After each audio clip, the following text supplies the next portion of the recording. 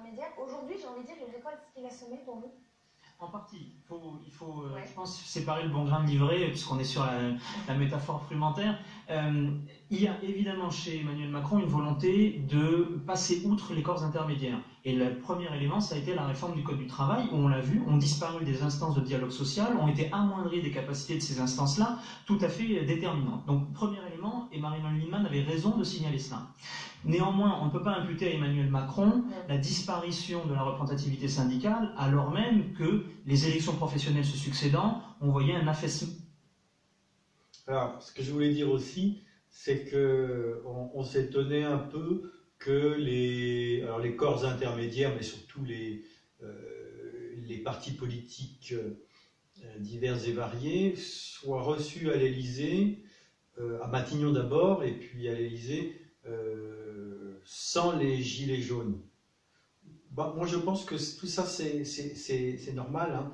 Ce sont tous ces personnes qui ont amené la France où elle est aujourd'hui. C'est normal qu'ils réfléchissent ensemble à une solution à proposer aux gilets jaunes par rapport à leurs revendications. Au fond. Moi je les mets tous dans un même ensemble. Ce sont les mêmes gouvernants, tantôt c'est l'un qui gouverne, tantôt c'est l'autre. On voit bien que d'élection en élection, ils se renvoyaient plutôt là-bas. Là, ils étaient un peu plutôt des mêmes sources, ils avaient fait les mêmes écoles. Donc, c'est vrai que c'est bien de les mettre tous face à nous et de leur dire, voilà, on a ça, c'est des urgences. Tout le monde s'accorde à ce que ces urgences-là soient prises en compte réellement, et notamment que l'argent nécessaire soit débloqué et soit donné aux personnes qui en ont vraiment besoin. Eh bien, c'est l'ensemble des partis politiques, que ce soit au pouvoir, que ce soit des partis d'opposition, que ce soit même les syndicats à la rigueur. C'est à tout cela qu'on demande aujourd'hui de régler le problème. Et c'est légitime, et c'est normal, je pense.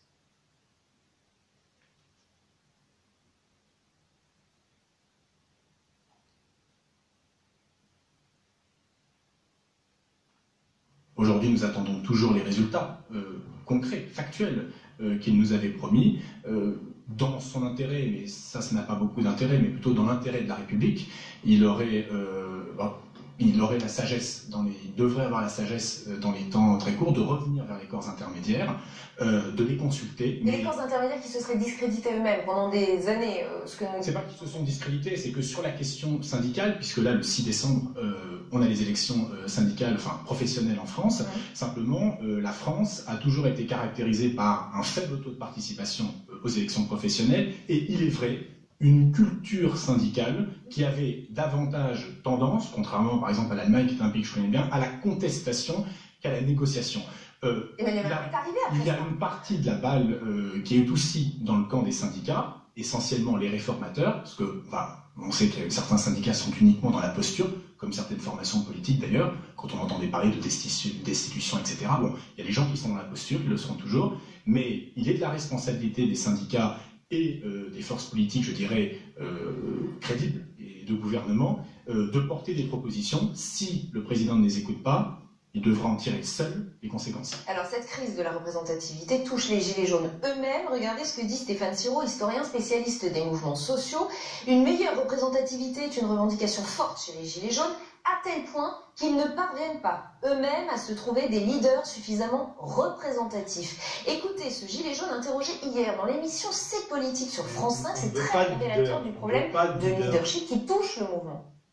Benjamin Cauchy, clairement, vu qu'il n'a pas été voté dans les 8, a envoyé des SMS, clairement, en disant si vous ne me mettez pas dans les 8, je fais tout péter, je fais avec des menaces, clairement. Donc ça, c'est pas... Moi, des gens comme ça, genre, je ne veux pas qu'ils me représentent. Il faut des gens qui aient un maximum de transparence, qui n'aient pas un passé politique, un passé de syndicat, on est le peuple. Vous vous rendez compte du rejet, cette crise de représentativité va tellement loin qu'ils n'arrivent plus à se faire confiance entre eux-mêmes et ils ne veulent personne qui soit issu d'un parti ou d'une organisation syndicale. Ça va extrêmement loin, c'est inédit.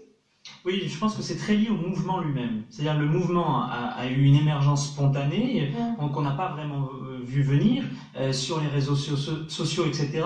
Et il y a un phénomène d'entraînement qui fait qu'aujourd'hui, se couler en quelque sorte dans les cadres classiques de la représentativité, dans les cadres qui ont d'ailleurs échoué, il faut le dire, mais qui, à mon avis, ne sont pas invalidés pour autant, mais ça reviendrait en quelque sorte à se renier eux-mêmes que de se couler là-dessus. Et donc, ils sont eux aussi dans une fuite en avant parce qu'ils n'auront jamais de représentant qui permettra de sortir en quelque sorte une synthèse de leurs revendications parce que ils n'arrivent pas eux-mêmes à faire la synthèse de ces revendications. On le voit bien, le mouvement il est tiraillé de l'interne entre une contestation fiscale, une présence politique très forte des extrêmes, qu'ils soient de gauche ou de droite, l'ajout de tout ce qui est sujet de mécontentement, le tarif de l'électricité, mais également les frais de téléphone, etc. Donc il y a une telle variété de positions qu'aucun représentant ne sera à même de faire cette synthèse et de porter une voix qui soit en quelque sorte commune à tout le mouvement. Et je pense que plus que la représentativité, il y a une volonté d'unanimisme. Or, l'unanimisme, ça ne peut pas fonctionner sur un mouvement aussi décentralisé que cela, parce que ça s'organise, l'unanimité. Et donc, soit le mouvement arrive à se mettre en quelque sorte dans un principe organisationnel plus fort, et dans ce cas-là, il devrait être accompagné, parce que ça demande beaucoup d'expertise. Et puis c'est tout ce qu'ils rejettent. Mais voilà, le problème, c'est qu'ils ne veulent pas cela. Donc je pense que c'est aussi cela la difficulté de la représentativité, parce qu'il n'y a pas grand-chose à représenter. En tout cas, il n'y a pas de cohérence à représenter. Or, la représentativité, exactement. C'est vraiment l'enjeu du mouvement. C'est-à-dire qu'aujourd'hui, on voit que le mouvement des Gilets jaunes, dont la colère de base est totalement légitime, aurait tout intérêt à passer à une nouvelle dimension, qui serait une dimension plus politique et moins contestatrice. J'ai vu une tribune, par exemple, dans le JDD. Donc là, aujourd'hui, on est au cœur du problème, c'est justement pas ça qu'il faut faire. Et on voit bien que personne n'arrive à se débloquer le cerveau. Personne n'arrive à se débloquer le cerveau pour imaginer que cette absence de représentativité telle qu'on l'imagine à travers un parti politique ou même à travers des leaderships, eh bien que c'est justement ça la solution. Et que, enfin, en tout cas, c'est la source, la base sur laquelle va se bâtir la solution de la nouvelle donne, la nouvelle façon de s'occuper de soi individuellement et collectivement dans une nation. Donc voilà, donc tout le monde se pose la question, personne n'a de solution, et c'est très simple. Il y a un moment, dans tous les changements très forts de paradigme, au début, oui, il faut accepter de ne pas avoir de solution. Et petit à petit, on va la voir émerger. Mais par l'expérience, parce que ça va tâtonner, parce qu'on va essayer d'avancer d'une façon... Donc voilà. Et donc c'est cette solution-là qui va émerger petit à petit. Si elle n'est pas bloquée, je pars par des idéologies, par des œillères historiques, on va dire, hein, et dogmatiques. Voilà, on va voir. Mais bon, je sens que de toute façon, c'est un passage obligé. Cette espèce d'état très très inconfortable où il n'y a pas de solution, c'est un état normal, enfin c'est une étape normale. Il y a toujours une étape où on ne trouve pas de solution et il ne faut pas précipiter le moment où on va en trouver une, parce que ça ne sera pas une bonne solution. Il faut juste attendre le moment où la solution émerge. Voilà. C'est un peu complexe ce que je vous dis. Bon, c'est encore un truc de coach, hein, mais laissez le temps à la solution d'émerger. Surtout quand on est dans un collectif, surtout quand c'est toute une nation, c'est tout un peuple. Il apparaît loin, très loin. La crise a quand même commencé sur la problématique précise de la hausse des prix des carburants. La majorité sénatoriale a revoqué en examen du projet de loi de finances ce projet, ce qui montre que, heureusement qu'il existe une deuxième chambre par rapport à ce qu'on a pu entendre dans certains discours. La crise de la représentativité là, de notre président, moi ce que j'ai envie de dire au fond, c'est de nouveaux représentants en nouveaux représentants, je pense qu'ils progressent dans quelque chose qui est très fort, c'est qu'ils progressent dans la capacité à avoir des promesses qui font que l'on va voter pour eux,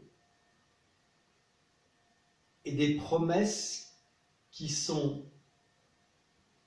à la fois de plus en plus alléchantes et qui ont la capacité de plus en plus à masquer leur stratégie de nous faire les poches. À réfléchir.